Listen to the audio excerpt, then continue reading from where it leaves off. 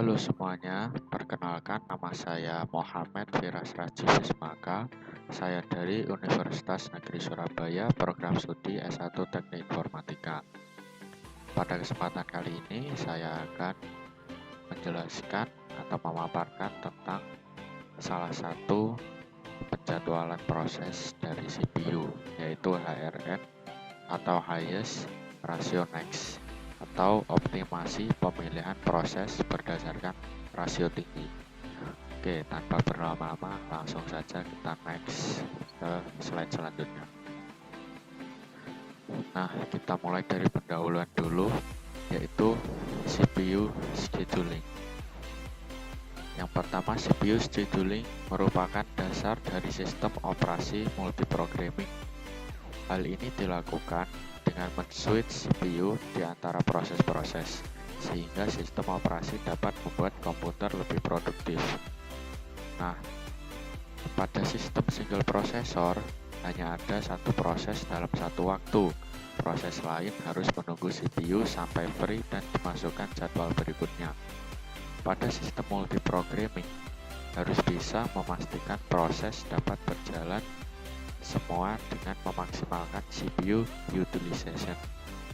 Tidak boleh ada CPU nganggur jika ada proses yang masih ngantri. Ketika ada proses blocking atau suspend, maka CPU akan dialihkan mengerjakan proses lain. Jadi ketika terdapat blocking atau suspend, CPU itu akan dialihkan mengerjakan proses lain. Jadi tidak berhenti menunggu proses yang itu harus selesai dulu. Jadi bisa di skip. Oke, kita lanjut ke optimalisasi kerja. Optimalisasi kinerja menurut kriteria tertentu. Yang pertama ada adil atau fairness. Semua proses mendapat jatah waktu yang sama. Tidak boleh ada yang mengalami starvation. Efisiensi dihitung dengan perbandingan waktu sibuk pemroses. Pemroses diusahakan sibuk. CPU utilization maksimum. Lalu response time interaktif. Waktu yang diperlukan dari perintah masukan terakhir sampai ditampilkan di perangkat atau terminal response time. Waiting time atau waktu nyata. Waktu yang diperlukan dari perintah masukan terakhir sampai dieksekusi oleh pemroses atau CPU, atau biasa disebut event response time. Lalu ada turnaround time, waktu yang dihabiskan dari submit sampai completion atau finish. Yang terakhir ada throughput, yaitu jumlah kerja atau proses yang dapat diselesaikan dalam satuan waktu. Nah, strategi penjadwalan itu ada dua. Yang pertama ada non-preemptive, dan kedua ada yang preemptive. Yang non-preemptive itu pemroses tidak dapat diambil alih oleh pemroses lain sampai proses itu selesai. Jadi non-preemptive ini sifatnya agak egois ya. Jadi ketika proses itu belum selesai, jadi yang lain yang ngantri itu tidak akan diproses sampai yang ini selesai. Lalu ada preemptive, yaitu proses dapat diambil alih oleh proses lain sehingga proses disela sebelum selesai dan harus dilanjutkan menunggu jatah waktu pemroses tiba kembali pada proses itu. Nah, HRN ini termasuk dalam tipe preemptive karena bisa melanjutkan proses yang lain jika proses yang pertama mengalami blocking atau suspend. Oke, kita mulai masuk ke pengertian HRN. Penjadwalan CPU HRN adalah salah satu algoritma penjadwalan yang digunakan dalam sistem operasi untuk mengatur urutan eksekusi proses pada CPU. Algoritma ini berfokus pada rasio prioritas yang dihitung berdasarkan waktu tunggu dan waktu eksekusi yang diperoleh dari setiap proses. Proses dengan rasio tinggi akan dipilih untuk eksekusi selanjutnya.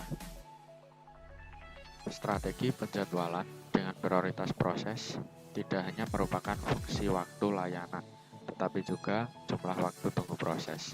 Begitu proses mendapat jatah pemroses, proses berjalan sampai selesai.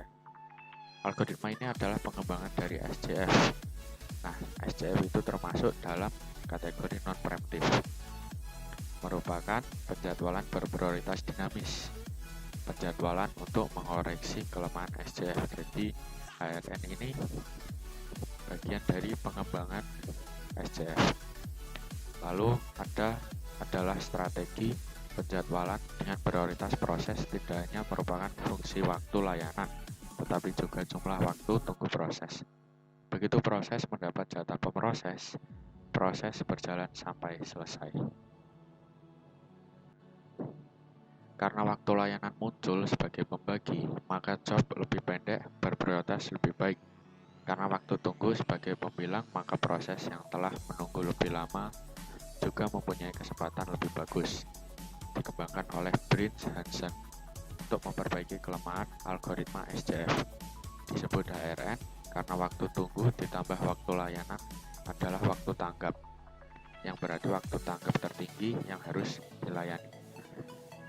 Jadi misalkan ada urutan 1, 2, 3. Nah, urutan pertama mendapat jatah misalkan 2 detik. Lalu yang ketiga 2, 3 mendapat jatah 5 detik. Maka yang mana yang akan diproses dulu? Ya, untuk memperoleh hitungan waktu yang baik mungkin bisa dihitung ya nanti. Nah, untuk sifatnya ini ada non-preemptive. Jika ada proses CPU telah dialokasikan untuk sebuah proses, maka tidak dapat diberhentikan sampai proses tersebut selesai. Lalu yang prioritas dinamis merupakan mekanisme menanggapi perubahan lingkungan sistem operasi. Prioritas awal yang diberikan ke proses mungkin hanya berumus pendek, disesuaikan ke nilai yang lebih tepat sesuai dengan lingkungan. Nah, kita masuk di langkah-langkah algoritma HRN, yaitu perhitungan rasio atau priority ratio. Setiap proses diberi nilai rasio prioritas yang dihitung dengan rumus. Rumusnya yaitu rasio sama dengan waktu eksekusi ditambah waktu tunggu dibagi waktu eksekusi lagi, di mana waktu tunggu adalah waktu yang telah dihabiskan proses dalam antrian tunggu sebelum mendapatkan akses ke CPU. Waktu eksekusi adalah waktu yang telah dihabiskan proses pada CPU. Lalu yang ketiga adalah ada pemilihan proses dengan rasio tertinggi. Proses dengan rasio tertinggi atau highest ratio akan dipilih untuk eksekusi selanjutnya. Rasio yang lebih tinggi menunjukkan bahwa suatu proses telah menunggu cukup lama dan memiliki waktu eksekusi yang relatif kecil, sehingga dianggap sebagai prioritas lebih tinggi. Eksekusi proses terpilih, CPU akan menjalankan proses yang dipilih selama sejumlah waktu tertentu atau sampai proses selesai. Update waktu tunggu setelah proses dieksekusi. Waktu tunggu dari proses-proses lain dalam antrian akan diupdate. Proses yang tidak dipilih akan tetap menunggu dengan waktu tunggu yang lebih lama. Nah, kembali ke langkah pertama, proses berlanjut dengan memperbarui rasio prioritas setiap kali ada perubahan dalam waktu tunggu atau waktu eksekusi. Nah, apa sih kelebihan dan kekurangan dari HRN ini? Kelebihan dari algoritma HRN adalah kemampuannya untuk memberikan prioritas kepada proses-proses yang telah menunggu cukup lama. Namun algoritma ini juga memiliki kekurangan, seperti kemungkinan terjadinya inversi prioritas dan kompleksitas perhitungan rasio yang dapat mengakibatkan overhead yang tidak diinginkan. Nah, untuk lebih jelasnya ya poin-poinnya. Kelebihannya yaitu response time cepat. Yang kedua, setiap proses akan mendapatkan layanan yang seimbang. Yang ketiga, tidak terjadi starvation karena proses yang memiliki prioritas dinamis.